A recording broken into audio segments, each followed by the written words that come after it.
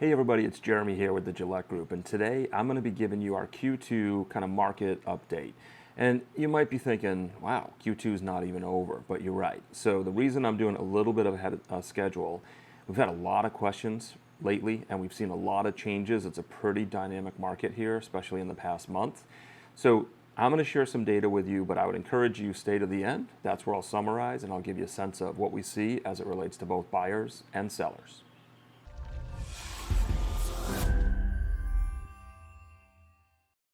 All right, so we're going to jump right in. We're going to talk about listings. And if you follow anything that we do on social media, or me personally on Facebook and other social media platforms, you'll know that I've been talking about our inventory is increasing. So we are beginning to see week over week that new listings are outpacing the number of sold listings. That hasn't happened for like 17 or 18 months. So this trend that we're now seeing over the past 3 to 4 weeks is a good thing. It's beginning to show that our market is starting to stabilize a little bit. But let me put it in perspective. This is not some sweeping shift that's going to change overnight. We have been talking about measuring our inventory in this market in weeks, which is unheard of. The average market in equilibrium is about 6 months of inventory. So that's kind of the term that we use when we look at how many listings, how many sold, and then we can calculate an absorption rate. Again, for perspective, although we're seeing more listings, right now we're measuring somewhere between 1.5 and 2 months of inventory. So while it is an increase, it's not a significant shift to the point where we're moving away from a seller's market. This is still very much a seller's market. Now, having said that, there are some other signals that we're going to dive into here in just a minute. But the reality is, with this shift that we're just beginning to see, pricing is now more important than ever. If you overprice your listing as a seller, it could have some pretty damaging consequences downstream. So as more inventory hits the market, buyers have more options. If you're going to be selling at a premium, you need to ensure you have a wow factor. It could be a view, it could be custom pool, it could be the amazing amount of trim work you've done in the house. But if your home looks like the majority of other homes in your community or surrounding communities, it's going to be harder and harder to get a premium because you're no longer going to be the only listing on the block. I'm going to put up this graphic. This is some of our MLS data that we pull. We look at this every single week, and there's a couple things I want to point out to begin with. So the first thing is the number of new listings. This is just a view of the last 7 days, but it's been pretty consistent each of the last 3 weeks. So we're beginning to see new inventory surpass the number of sold listings. Again, that's a good thing. We're starting to find some equilibrium, a little more balance in our marketplace. The second thing you might notice is the number of price decreases. Now, this number has been increasing pretty dramatically over the past 6 weeks. I was watching 6 weeks ago when it was 300 price decreases in a week, and then over the past few weeks, we've seen it go from 300 to 400 to 500 to 600, over 700, and now just under 700. Now, what does that tell us? Well, the market's beginning to give us feedback that we've probably found the top. So if we used to list, well, let's just say we sold a listing at 750, we would list the next one at 800. And if the market accepted that pricing, we'd list the one after that at 850, or whatever the pricing strategy was. We're beginning to see that the market has probably found the top, and it's giving us the feedback by way of price decreases. So what does that really mean? Well, there's a couple other data points I want to pull, and one of them is maybe a metric of just activity. So showing time is a tool that a lot of us agents use. It's an online booking tool that we can use to schedule showings, provide feedback. But one of the utilities it has is it has some reporting characteristics, and they publish some monthly reports. And interestingly, when I looked at the showing time data, we get grouped into a much larger geographic area called the South. But when you look at the data, we had more showings year over year in January, February. We were flat in March, but then we saw a decrease in April. And the trend would suggest we're probably going to see a decrease in May. We don't have the data yet here at the end of June. But it's showing us that we're seeing a little bit of a slowdown in activity. Again, that's a broader area. It's not specific to Southwest Florida, but I can tell you just with what we're seeing, the days on market time is beginning to increase. So that would suggest we're seeing a little bit of a softening of just the amount of activity, the number of showings, the number of buyers that are in our market. Now, a lot of that could be from a variety of reasons. May is a tough month. You got weddings, graduation parties. It's not typically one of the months that we are the most active. But it is another indicator, and this is what we're trying to look for. Are those leading indicators that can influence the behaviors we're going to see for both sellers and for buyers? Another data point, and you guys are familiar with this, it's in the news almost every single day, is interest rates. They're still historically low. Talk to anybody else, a generation above you, certainly grandparents, anybody. They're going to speak to you about what interest rates were. Ask them the question, what did you pay the first time you bought a home? You might be shocked to hear some of the answers. 13%, 12%, 9%, 8%. I can tell you my first home was 7%. So although they've risen sharply in the past 4 months, in fact, we are now back 12 years ago to the equivalence of where we were in 2010. So yes, it's been an extraordinarily fast rise. No one would have predicted this with respect to the balance of 2022. But it's happened fast. And what's happened with that is buying power decreases really, really quickly when we see that kind of climb with interest rates. And if you're a buyer, you need to be mindful of this, because if you got a pre-approval 60 days ago for $500,000, with the increase in the interest rate, you know what? Your buying power might now be $450,000. So you've got to be staying in touch with your lender, really looking at your balance sheet, so to speak, to understand what you can fully purchase and if the climbing interest rates are going to have an effect on what you can purchase. And it's important to note, inflation came out on Friday at 8.9%. It is the largest, highest rate of inflation in 40 years. One of the biggest levers that the government can pull is interest rates. And all indication this coming week, we're going to see a half a percent increase in the interest rates. And there's even speculation it could be higher than that. So Powell has come out and he has already stated in the next 6 updates that he's intending to do an interest rate increase. How big they will be, we don't know. So stay tuned. We're going to see another one this week. We just don't know exactly how big it's going to be. So an interesting byproduct of that, and this is probably a topic for another video, but when your buying power gets pushed that significantly, we're going to see a real, well, I'd say more pressure in particular on parts of the market. So maybe anything under 500,000, there's going to be a lot more competition because people are being pushed into a smaller window from a budget perspective. Now, interestingly, another byproduct of this might be that we see our first-time home buyers frankly get priced out because they don't have the equity, they don't have the percent to put down.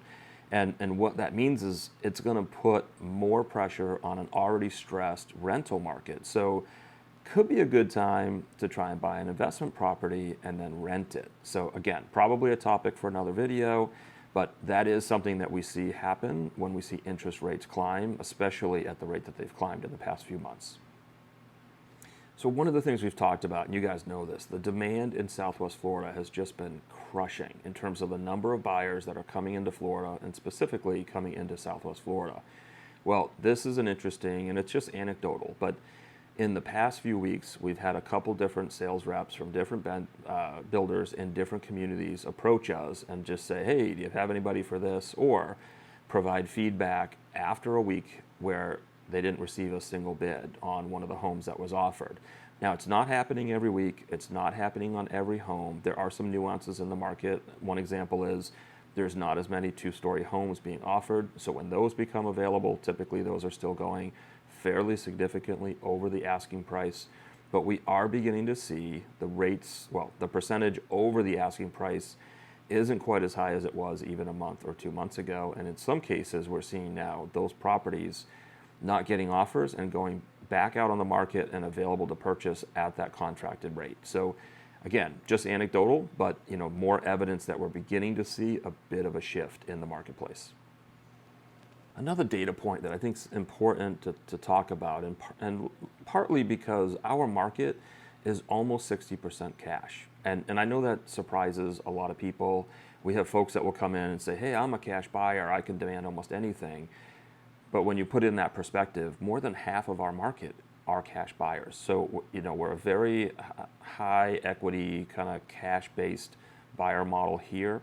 One of the things that's changed though recently, and in fact, we just saw this 2 or 3 weeks ago on a listing that we had, with the equity markets being down 15 to 20% on average, people's brokerage accounts, 401ks, IRAs, those accounts are lower. There's a reluctancy, or maybe some hesitation, I should say, to withdraw the money when it's 15 to 20% off highs of even just 6 months, 8 months ago.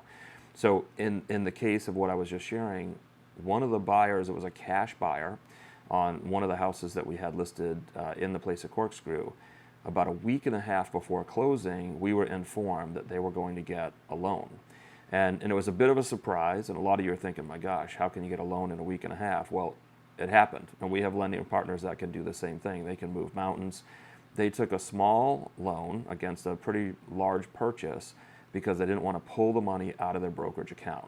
So their mindset was, even though they're going to pay 5% interest, which might sound, double what it was even a year ago, it's still a better use of money and leverage than pulling their money out at 15 to 20% when they're expecting that it's going to rebound, whether it be a year, 2 years, 5 years. They're buying the house for the long term. And that is a critical concept to think about when you're buying a home. Unless you're going to do, unless it's temporary, you're being relocated, it's a 1-year assignment. Most people are in a home an average of 5 years, and when you talk to people that are moving here, they've been in their home for 30 years, and this is like their final move. This is going to be their forever home. So really, when you think about real estate, it's always better to buy and wait, in the sense of catching the appreciation, than to wait to buy. And while we're seeing that softening, we need to kind of account for, as the interest rates climb, does it offset enough any expected dip that you think you might see? And again, the data here, because of the demand, we're not expecting a dip. We're expecting a more normalized appreciation of 2 to 3% late this year and into 2023. We're still going to see an appreciating market this year in 2022. Okay, so what does all this mean? Well, let's think about it from a seller's perspective first. So if you're a seller, and I said this early in the video, but the pricing strategy is now more important than ever, at least in the last few years. If you overprice, you're going to be hurt potentially in the long run. Buyers are going to have more options available to them. They're going to be a little more choosy because they can be. They don't feel so much pressure. They're not making a decision under duress. They don't have to make a decision sight unseen or in 2 hours. And it's not to say that those properties aren't going to be out there. They are. The ones that are priced right, that are still in the desirable neighborhoods, they're going to move quickly. But in general, the buyers are going to feel like they have a little more ability to not have to move quite as quickly. And interestingly that I say this, but comps are going to come back into play. Comps have basically been irrelevant for the last 2 years because the market has climbed so quickly. In a climbing market, it's always going to trail. And it's hard to share that with people because they think, well, why would I pay more than what the comps show?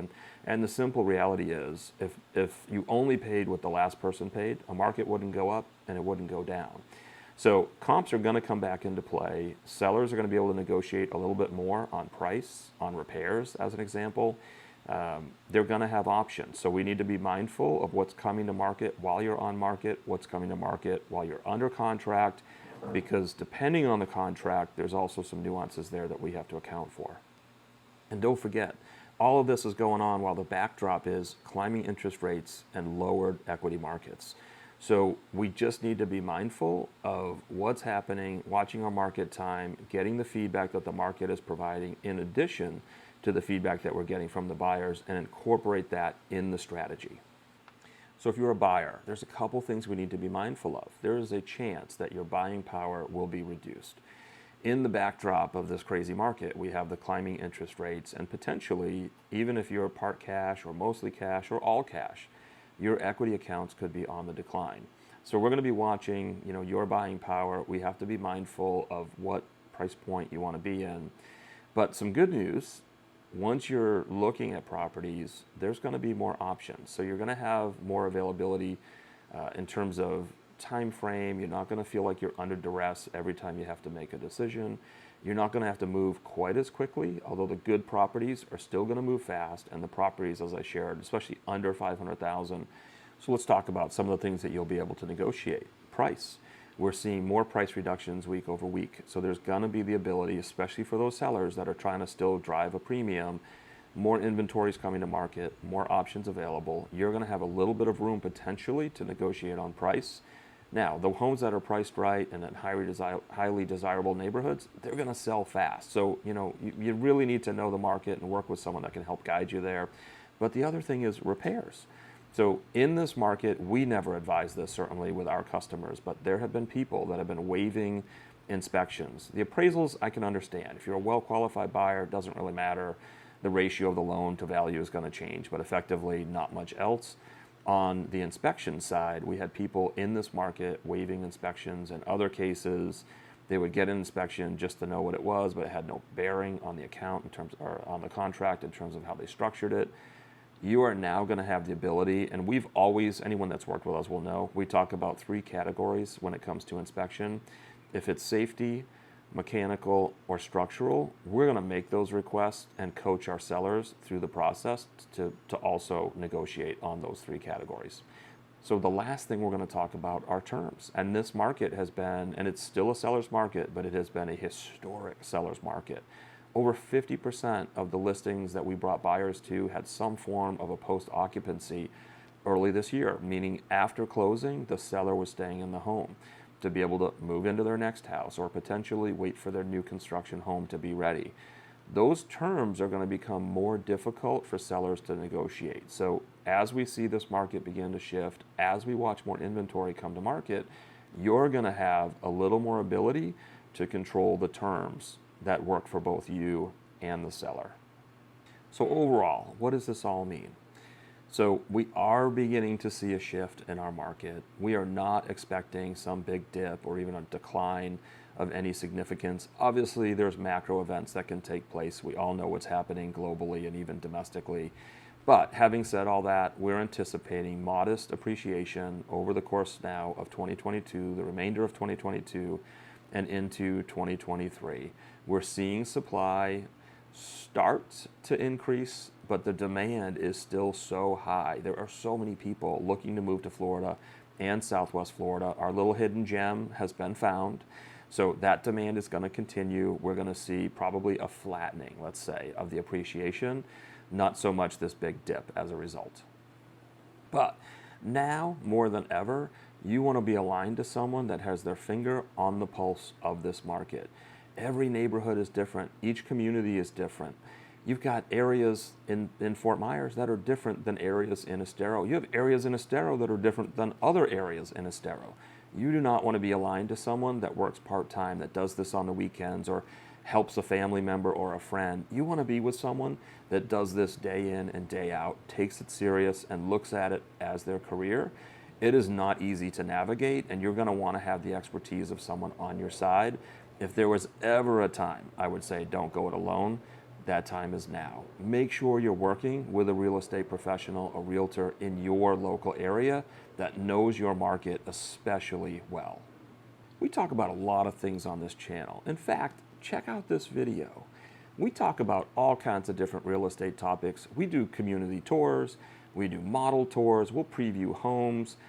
There's a lot of content here. So I would encourage you, if you don't mind, be sure, like the video if you found it helpful. Consider subscribing if you wouldn't mind.